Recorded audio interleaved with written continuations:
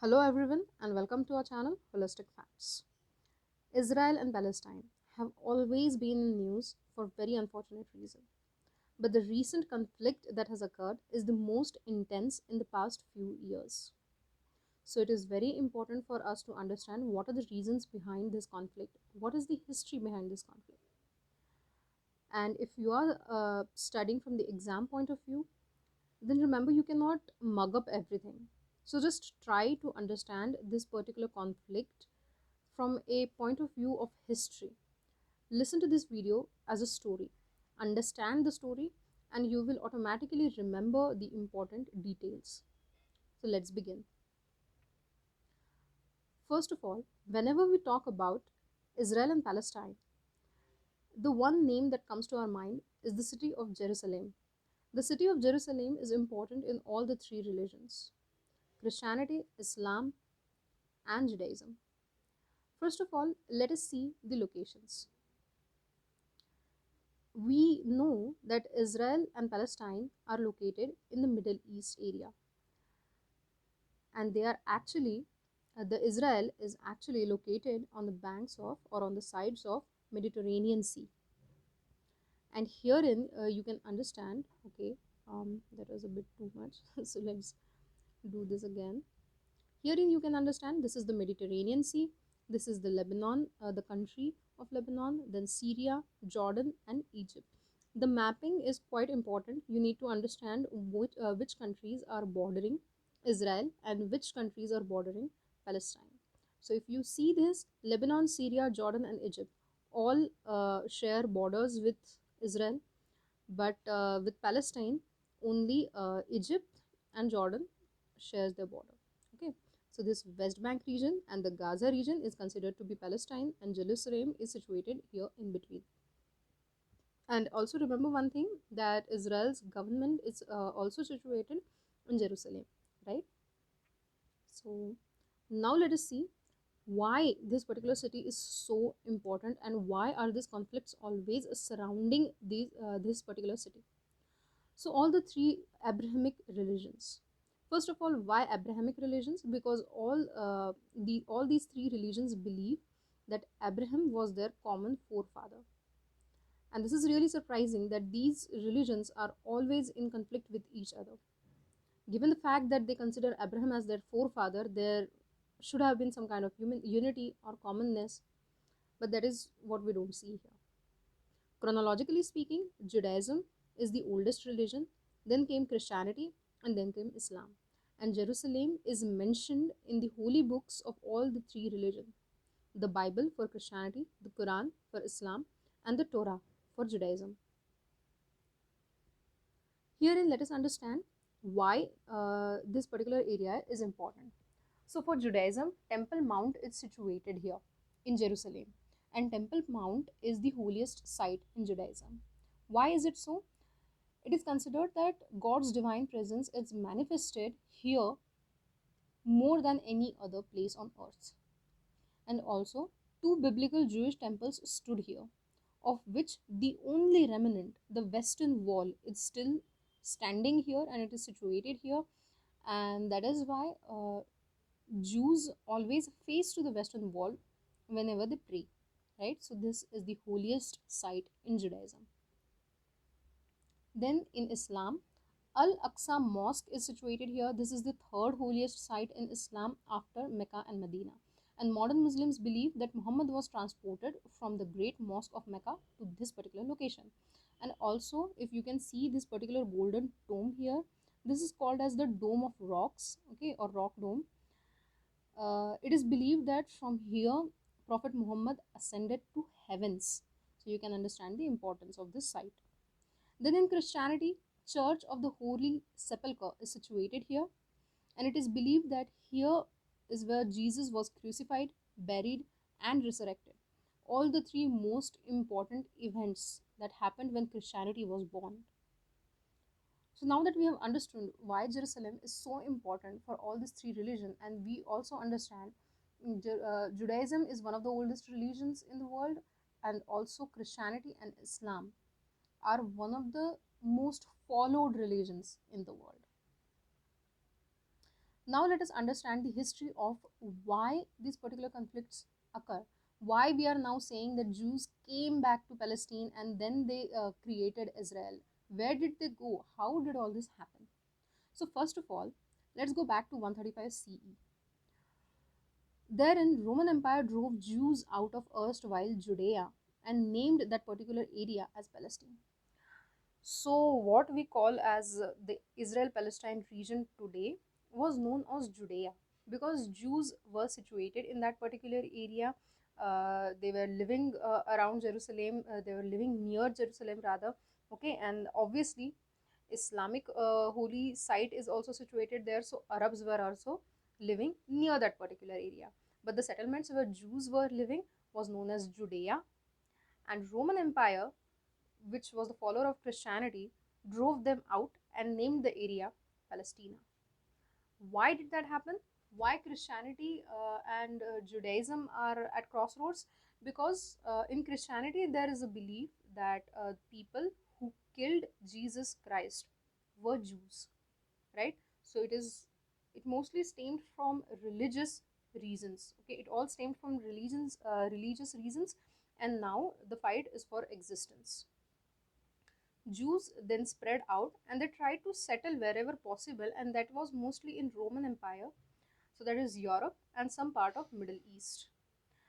Later in 11th century, crusades were started. Crusades, we know, these are the religious wars that were promoted in Christianity, right? So Christians actually considered Jews as killers of Jesus Christ, and hence wherever these crusades encountered Jews, yeah, or Jew people, therein those Jews were persecuted. And one thing to remember here is that Jews here were not united. Jews were spread across the region because they were expelled out from their own home, right? That is from Judea, wherein now Palestina, or what we know as Palestine today, was situated. Since then, Jews were persecuted under many pretexts. Jews were persecuted because it was believed that their rituals are inhuman. They drink blood from children, or they carry out inhuman experiments, or they are not clean enough. They do not believe in God in the way other humans believe. All of these were rumors. None of this was true. Jews were persecuted under many different pretexts, and then since then, Jews became the most persecuted religion in the world. So they had no home left, right? Jews were scattered everywhere and persecuted everywhere. Now, this particular situation that Jews were going through gave rise to an ideology, that is Zionism, which was later converted into a movement, a Zionist movement, and Zionism is still the national ideology of Israel. What was the agenda? Here, in Zionism, people believed separate country for Jews was necessary to end the persecution of Jews everywhere. Jews need to be united, Jews need to come together and have their separate nation state so that the persecution can be stopped. So, following this, in 1881, large-scale Jewish migration into Palestine occurred. This was the first large-scale Jewish migration into Palestine. Cut to 1950. So since then, Jewish migration into Palestine had started. We come to 1915. Now, herein we can understand Palestine, which is currently inhabited by Arabic people or people from the Arab area, the Muslim people, right? Palestine was under Muslim control. Now Jews have started to come. Now this particular fight is getting turned into a fight for land, stemmed out of religious reasons again. So we now come to 1915. World War One had already started in 1914. Here in Britain, wanted to garner support from anywhere possible against the Ottoman Empire. This was Allied powers against the Ottoman Empire in this particular region. So, what Britain did at the time is actually what all the colonial powers always did, whether it was World War One or World War Two. They just wanted to finish the war, win the war, and then uh, they wanted to colonize all the countries that were won over. Right? This was their motive again. So herein what they did is McMahon Hussein correspondence was signed. This was between British and Arab Revolutionary Palestine. Herein, British promised to take forward the cause of Palestine or recognize the cause of Palestine. Then came Balfour Declaration. This was between British and Jews. In Balfour Declaration, at the same time, this is at the same time as that of McMahon and Hussein correspondence. Okay, so in this particular declaration, British promised Jews that there will be a separate country for the Jews. Then came the Sykes-Picot Agreement. This was between Britain and France. So this was an understanding between Britain and France as to how they are going to divide the one over territory. So finally, the World War I ended. Ottoman Empire lost, and the Middle East got divided into Britain and France, and Palestine came under Britain. Now, this was the time to fulfill its promises, Britain's promises. But at the same time, Hitler was on the rise after World War I, and anti Semitism increased. Anti Semitism is an ideology of hatred towards people who follow Judaism or the Jew people. Now, persecution of Jews increased manifold. We all know Holocaust occurred at this particular time, right? And this was a unprecedented genocide, ethnic cleansing, whatever you want to name it. Persecuted Jews started coming to Palestine again because they do not have anywhere to go. They do not have any place to call their home. This is their origin, so they decided to came to Palestine. First, they were allowed by Britain because Britain had promised them that there will be a separate country for them. But later, when their population increased and Britain realized that the conflicts here can increase between the Arabs and the Jews, Britain stopped this particular migration and Israeli movement began. Now there was a demand for Israel, a nation for the Jews. At the same time, Palestine movement by Arabs was started because Arabs were not ready to recognize any part of Palestine as a nation for Israel, right, or as a nation for Jews, because there had been many years since the Jews had left the particular area known as Judea, and Palestine was born. So in 1948, then what happened? Britain's shameful escape.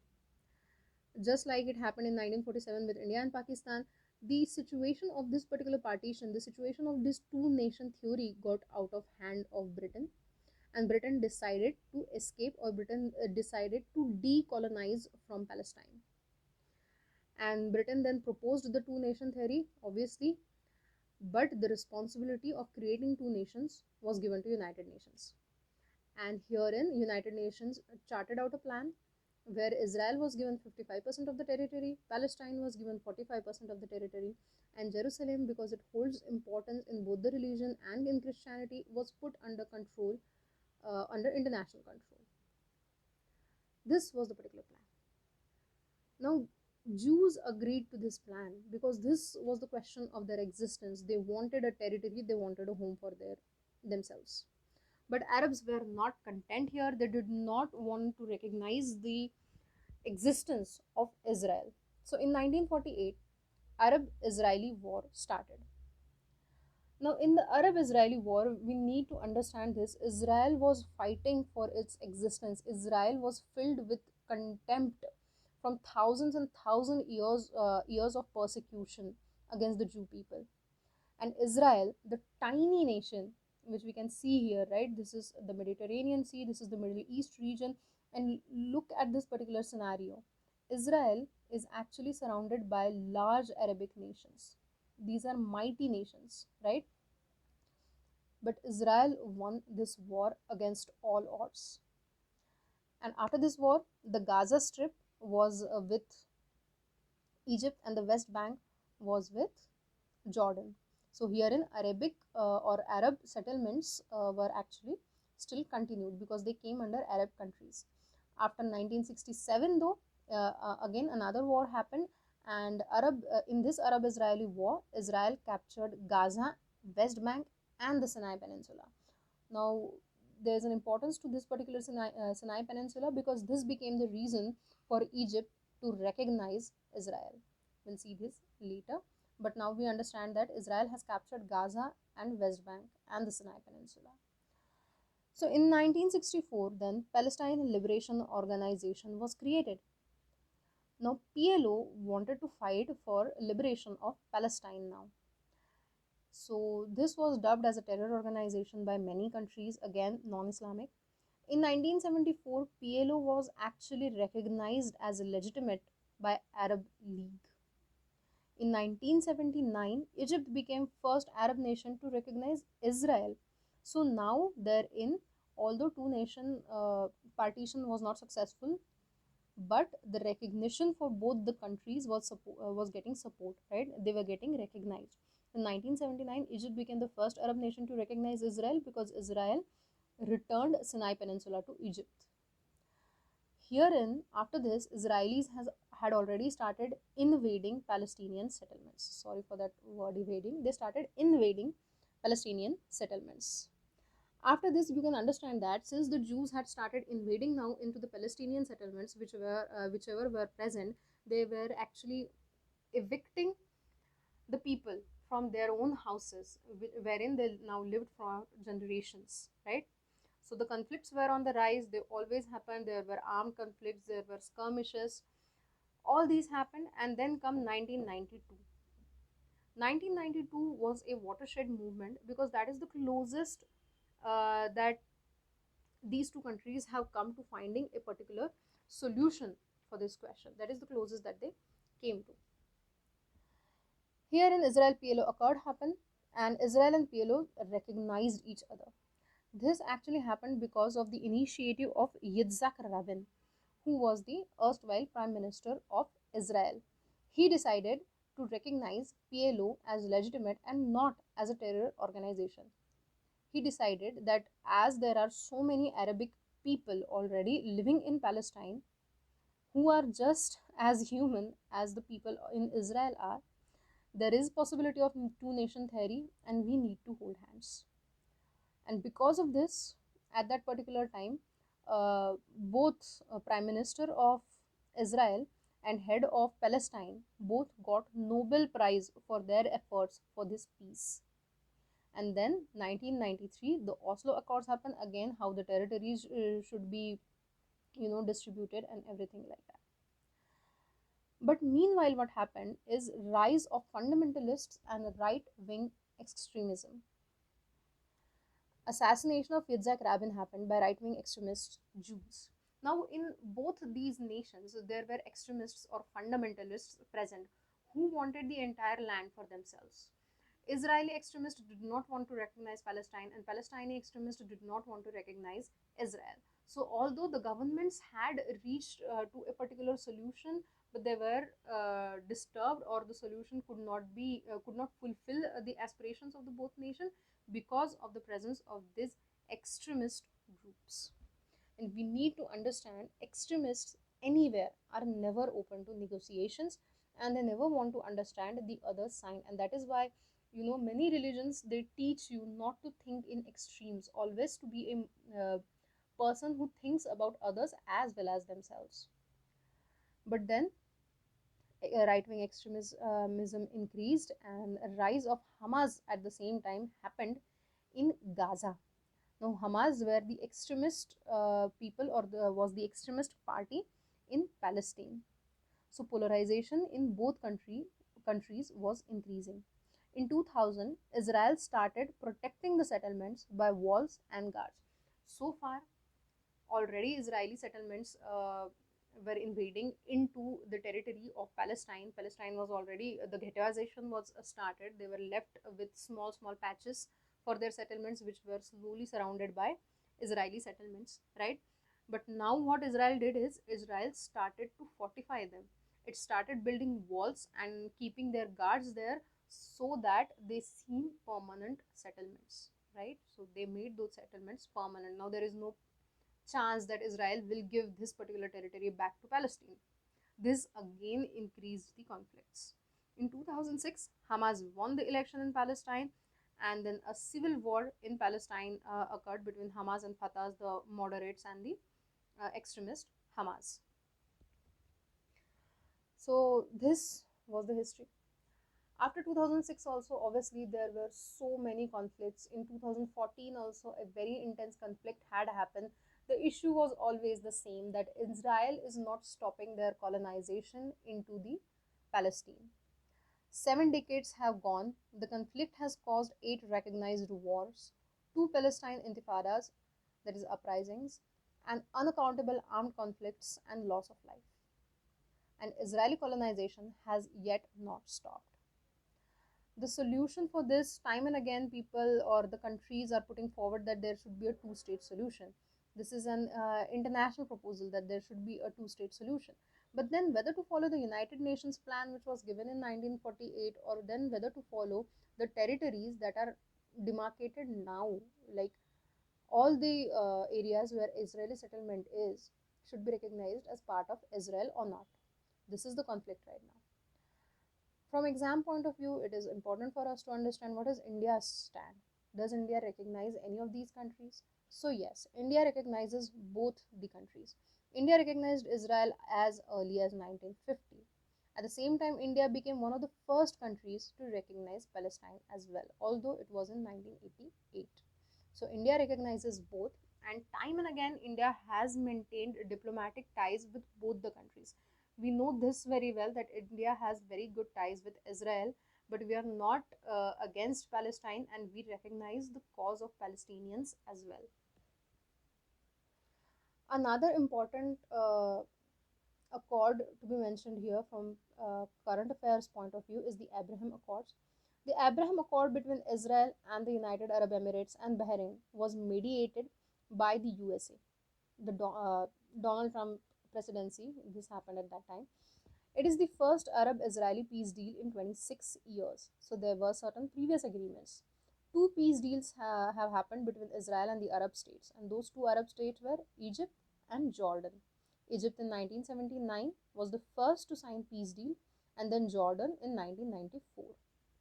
And now UAE and Bahrain have also signed this peace deal.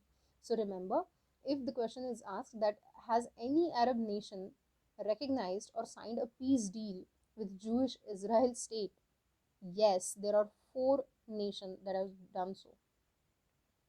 So this is the map, how it changed throughout the history. The first, so there are 4 photos here. So the first one is the historic Palestine. Okay. Then in 1947, United Nations had proposed a partition plan. Historic Palestine meaning way before 19th century, right? In 19th century or before that. Then we come to 20th century. In 1947, UN partition plan happened. By the time many Jews had come to this particular area already, right? So therein, in that partition plan, 44% was given as Palestine. Now we come to 1967. We have seen that in 1967, Arab-Israeli war had happened. It was a 6-day war, and much of Palestine was now under control of Israel again. Now we come to 2020. This is the Trump's projected plan. Okay, the plan of two-state, right? The two-state solution. For that, USA was proposing that this particular should be the map. But herein, if you see this, and this is already actually the situation. This is what has happened to Palestine. Palestine is now present only in patches. The white areas in between the West Bank that you see is where Israeli government rules. It is really difficult for a country to sustain itself like this, to exist like this in patches, live wherein you are always surrounded by the enemies. But now only 15% of the historic Palestine has remained, and the solution is nowhere to be seen. Now, as we saw, the Israel Palestine is always in news. Now, what happened this time? So, Israeli government has actually passed certain laws wherein the Israeli government is now legally evicting people from Palestine from their own houses, and the Israeli settlements are increasing. Palestine considers it as stealing of their homes, of their houses. Again, this time again, the particular area wherein this started lies in Jerusalem. So let us look at the city of Jerusalem. East Jerusalem is considered that it is considered that in East Jerusalem mostly the Arabs live, and it is considered that in West Jerusalem mostly the Jews live, right? Now, there is a place called Sheikh Jarrah. Sheikh Jarrah is situated in the East Jerusalem.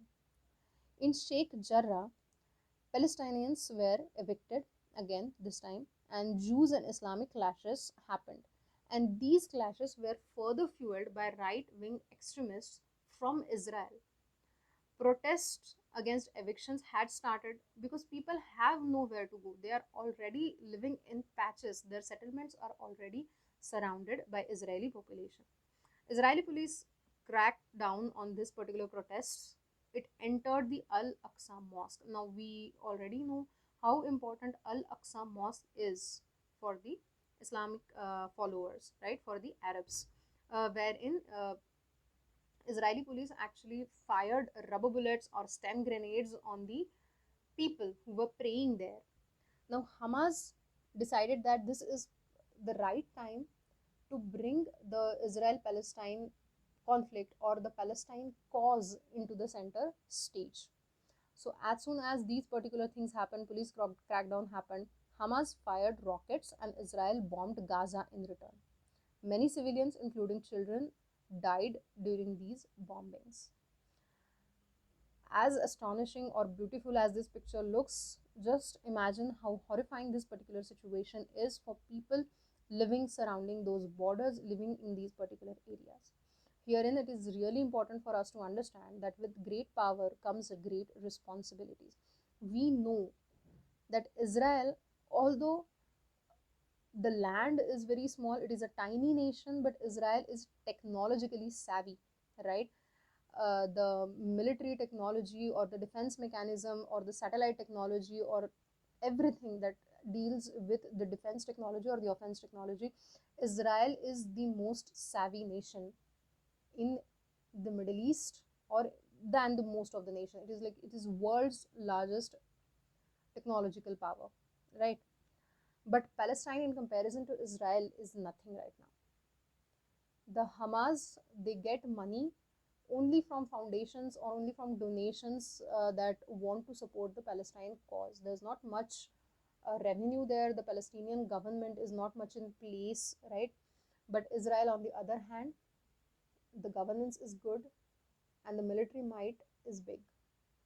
So herein, it is Israel's responsibility to understand that although Hamas had done the rocket firing, it is their duty not to always target the civilians. Although, yes, it is true that Hamas, whenever they fire rockets or whenever they try to rope Israel into the conflict, they always target civilian places. But Israel has a particular technology known as the Iron Dome defense, because of which most of the rockets that are fired by Hamas are always nullified by Israel. You can understand this from this particular figure. There are step givens. You can pause and see them. It is pretty simple actually. So any rocket that comes from Gaza to Israel, it is intercepted by this particular Iron Dome defense, and most of the losses are avoided. And in this conflict, we know that the most important problem that is arising is that civilians are dying, civilians are evicted, and civilians are dying. And this is the duty of both the countries, that they need to come to a middle ground. Herein, it is very important for us to understand, if at all a question in mains asked for us, this is a very important and a very powerful quote. If all religions teach peace, why can't all religions achieve peace?